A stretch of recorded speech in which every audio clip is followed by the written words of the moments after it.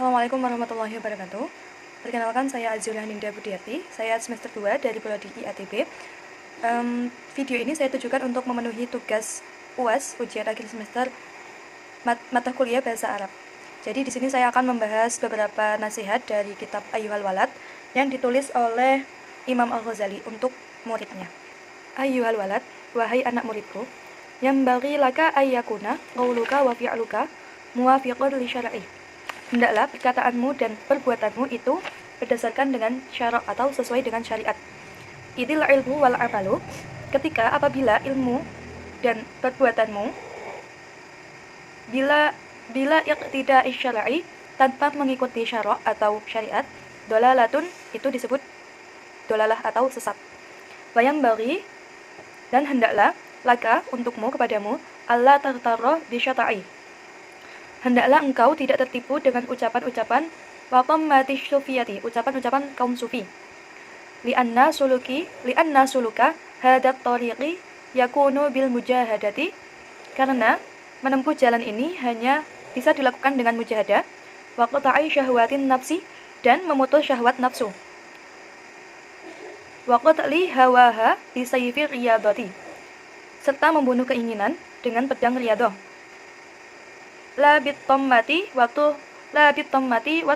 turahati, bukan dengan ucapan-ucapan sesat dan batil.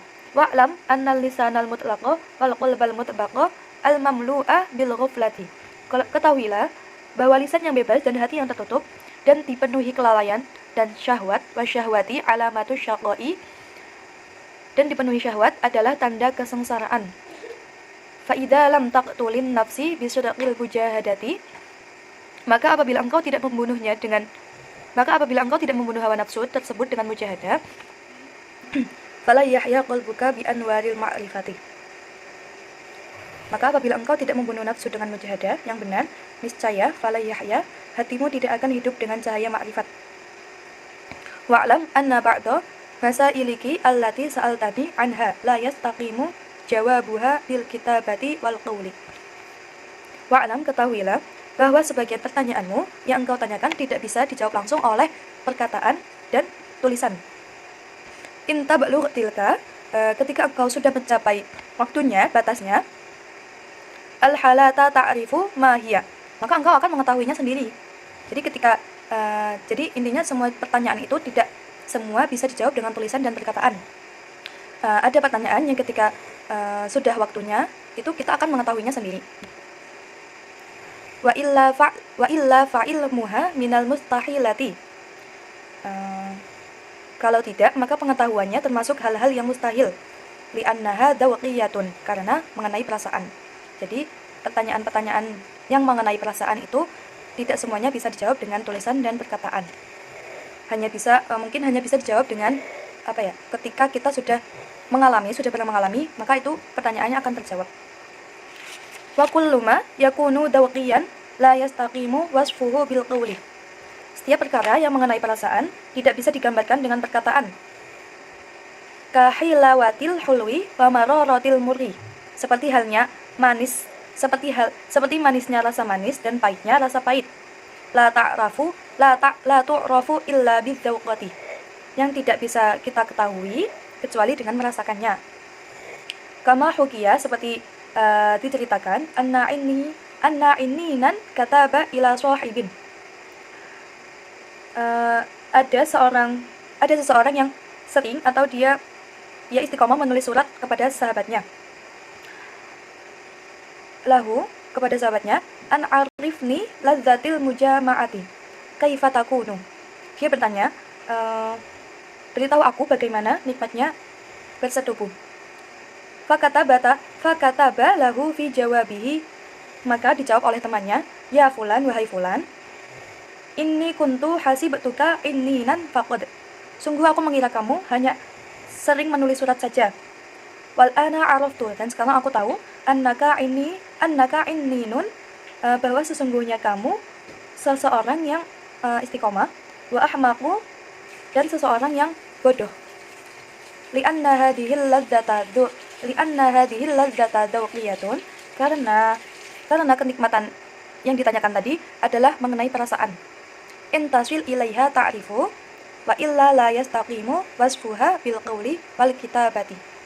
Jika engkau tidak merasakannya sendiri, ketahuilah engkau tidak akan tahu. Jadi kalau tidak maka saya ulangi, intasil ilaiha ta'rifu wa illa la yastaqimu wasfuha bil qawli wal kitabati.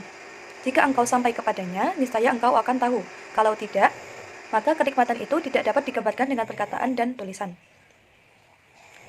Jadi sahabatnya ini menjawab dengan jika engkau tidak mengalaminya, engkau tidak akan tahu karena kenikmatan ini, karena jawabannya itu tidak dapat digambarkan dengan tulisan atau perkataan. Kemudian ayyuhal walad, wahai anakku, ba'du masailika min hadal qabili. Sebagian pertanyaanmu adalah dari jenis ini.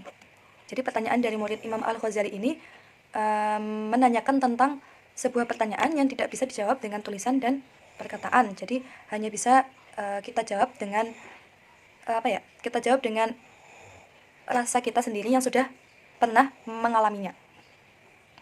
Wa ammal ba'dul ladzi yastaqimu lahul jawabu faqad dzakarnahu fi Ihya'il Ulumi wa ghairihi. Adapun sebagian yang bisa dijawab, kami telah menyebutnya di kitab Ihya Ulumuddin atau kitab lainnya. Wa nadhkuruha huna nubadan minhu wa nushiru ilaihi. Kami menyebut Imam Al-Ghazali menyebutkan sebagian kecil darinya dan kami isyaratkan kepadanya. Fanaqulu maka dikatakan qad wajaba 'ala saliki arba'ata umurin. Sesungguhnya wajib untuk orang yang menempuh jalan menuju Allah empat perkara yang akan disebutkan. Al-amru awal, perkara yang pertama, yaitu i'tiqadun shahihun la yakunu fihi bid'atun, keyakinan yang benar dan tidak mengandung bid'ah. Wasani, dan perkara yang kedua, taubatun nasuhun la yarji'u ba'daha ila zallati, taubat nasuha dan tidak lagi berbuat dosa setelah itu. Wasalisu, dan perkara yang ketiga, istirdaul khusumi hatta la yabqa li ahadin 'alaika haqqun, meminta keridhaan meminta keridhaan musuh supaya tidak ada hak seorang pun kepadamu. Warabi'u, dan perkara yang keempat, tahsilu ilmi syari'ati qad rama tuadda bihi awamirullahi ta'ala thumma minal ulumil ukhra ma takunu bihin najah. Jadi perkara yang keempat, menghasilkan ilmu syariat hanya sekedar yang diperlukan untuk menunaikan perintah-perintah Allah. Kemudian ilmu-ilmu lain yang menyebabkan keselamatan. Jadi ada 4 perkara yang diwajibkan untuk orang-orang yang menempuh jalan menuju Allah. Perkara yang pertama tadi, keyakinan yang benar dan tidak mengandung bid'ah. Jadi orang tersebut harus mempunyai keyakinan yang benar dan keyakinan tersebut tidak mengandung bid'ah. Perkara yang kedua yaitu taubat nasuha dan tidak lagi berbuat dosa setelah itu. Jadi kita wajib bertaubat nasuha dan tidak akan mengulangi dosa tersebut. Kemudian meminta keridhaan lawan atau musuh supaya tidak ada hak seorang pun padamu. Jadi ini tidak hanya kepada musuh sebenarnya, kepada teman kita juga. Jadi kita meminta ridho supaya hak kita di mereka itu tidak ada. Jadi kita meminta ridho kepada musuh supaya